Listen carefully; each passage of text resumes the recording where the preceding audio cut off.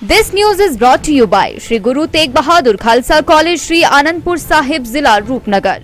नगर परिषद बिलासपुर की तरफ से शहर में लगाए जा रहे कूड़ा संयंत्र को लेकर विवाद अभी खत्म नहीं हुआ है। स्थानीय लोग शहर के गुरुद्वारा चौक के समीप निर्माणाधीन पार्किंग के साथ लगती भूमि पर लगाए जा रहे इस कूड़ा संयंत्र का विरोध कर रहे हैं। इसी कड़ी में डीसी बिलासपुर पंकज राय यहां निरीक्षण को पहुंचे। उन्होंने स्थानीय लोगों से बातचीत की। इसके बाद स्थानीय लोगों व नगर परिषद अध्यक्ष कमलेंद्र कश्यप व उपाध्यक्ष कमल गौतम के साथ बैठक का आयोजन किया गया, जिसमें स्थानीय लोगों ने प्रशासन से आग्रह किया कि कूड़ा संयंत्र की साइट को बदलकर उपयुक्त अन्य स्थान पर स्थानांतरित किया जाए, ताकि इससे लोगों को नुकसान न हो। सबसे पहले अपने बारे में बता दूं, मैं मोहम्मद रफ़ी।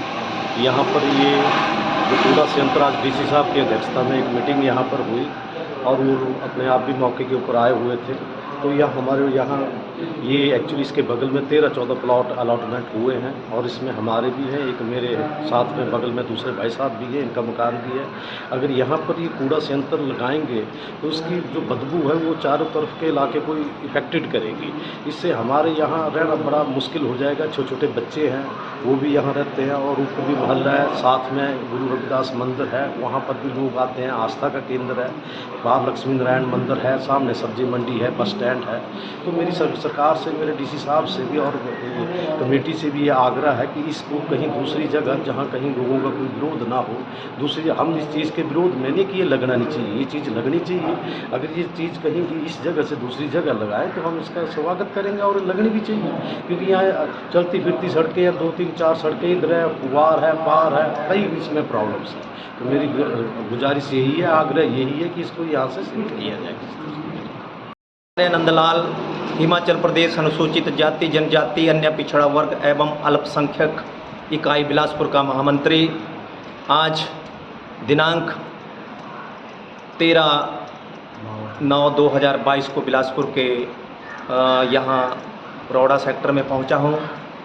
कई दिनों से एक समस्या चल रही है। रविदास, संत शिरोमणि रविदास गुरुद्वारा मंदिर के समीप व लक्ष्मी नारायण मंदिर के समीप, सब्जी मंडी मार्केट, मीट मार्केट के समीप नगर पालिका के द्वारा कूड़ा निष्पादन संयंत्र स्थापित किया जा रहा है, जिससे जनसाधारण का जीवन अस्त व्यस्त और गंदगी से युक्त हो रहा है। आने जाने वाले लोगों के लिए यहाँ पर दुर्गंध की जो मार पड़ रही है, जिससे उनके स्वास्थ्य पर विपरीत प्रभाव पड़ रहा है। इस सारी समस्या को लगभग 1 महीने से हम प्रशासन के आगे 3 बार डेपुटेशन लेकर के जिलाधीश महोदय के समक्ष पहुँचे।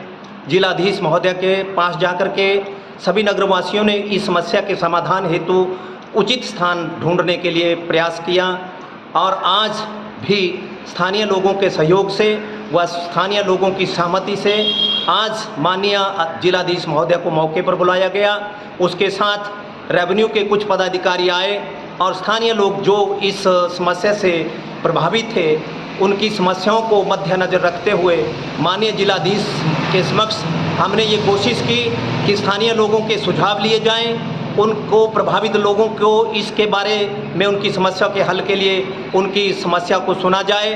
परंतु दुख की बात है, ऐसा ना हो करके माननीय जिलाधीश महोदय के समक्ष यहाँ जो गौशाला चल रही थी, उस पे मृत गौओं को यहाँ पर दफनाया जा रहा था। इस विषय पर भी कोई बातचीत नहीं हुई। होनी तो ये चाहिए थी कि यहाँ पर जाने वाला जो रोड है, उसमें स्थानीय दो हमारे विद्यालय हैं, जिसमें विद्यार्थी शिक्षण ग्रहण करने के लिए विद्यालय में जाते हैं। वो बच्चे भी दुर्गंध से जब उसको सांस लेते हैं तो अपने नाक को रुमाल से ढक लेते हैं। इतना बुरा हाल है आवागमन में आ जाने वाले लोगों का।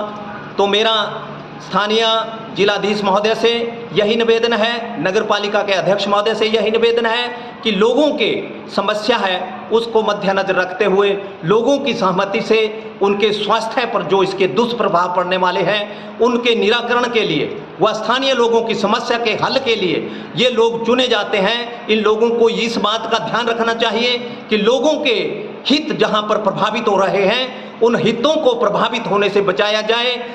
यही साधारण जन सेवक का एक कार्य होता है। मैं फिर एक बार करबद्ध प्रार्थना करता हूं कि इस समस्या का हल संवाद के माध्यम से होना चाहिए, विवाद के माध्यम से नहीं होना चाहिए, जिसके लिए हम प्रयास कर रहे हैं। नहीं तो हमें मजबूरन लोगों के स्वास्थ्य को ध्यान में रखते हुए, हम कोई राजनीतिक नहीं, गैर राजनीतिक संगठन है, इसमें किसी तरह की राजनीति, परंतु कुछ लोगों की मानसिकता राजनीति से प्रेरित है। इसलिए मैं आग्रह करता हूं कि प्रशासन स्वयं इस समस्या के हल के लिए प्रयास करे और लोगों की समस्या का समाधान करे। जय हिंद, जय भारत। दिव्य हिमाचल टीवी के लिए बिलासपुर से अनिल पटियाल की रिपोर्ट।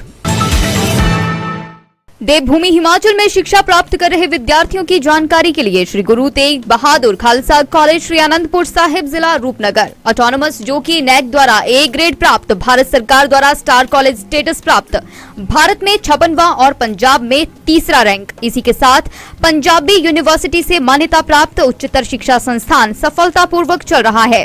सत्र 2022-23 के लिए दाखिले शुरू हैं। 12वीं के बाद BBA, BSc agriculture, BSc artificial intelligence and data science, BSc honours physics, chemistry, mathematics, medical and non medical, WeWork, pharmaceutical chemistry, software development, industrial microbiology, food processing, sustainable agriculture, retail management, hospitality and journalism, BCom honours, BCom accounting and finance. इसके साथ ही स्नातक पाठ्यक्रम में किस विषय में विद्यार्थी अपनी रुचि अनुसार चयन कर सकते हैं।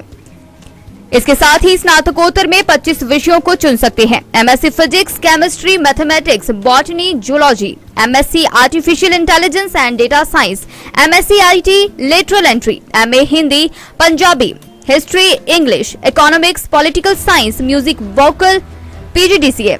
इनमें से चुने हुए विषयों के आधार पर छात्रवृत्ति प्राप्त कर सकते हैं। 90% अंक प्राप्त कर चुके विद्यार्थियों को कॉलेज अपनी तरफ से सहायता अनुदान देता है। इसके अतिरिक्त बस सुविधा, हॉस्टल की व्यवस्था भी उपलब्ध है। इन स्कीम में से centrally sponsored scheme for HP students, SC, ST, OBC and general category के लिए उपलब्ध है। अपने सुनहरे भविष्य के लिए और अपने बच्चों के समावेशी विकास के लिए श्री गुरु तेग बहादुर खालसा कॉलेज में दाखिला लें। अधिक जानकारी के लिए संपर्क करें 9988 119876।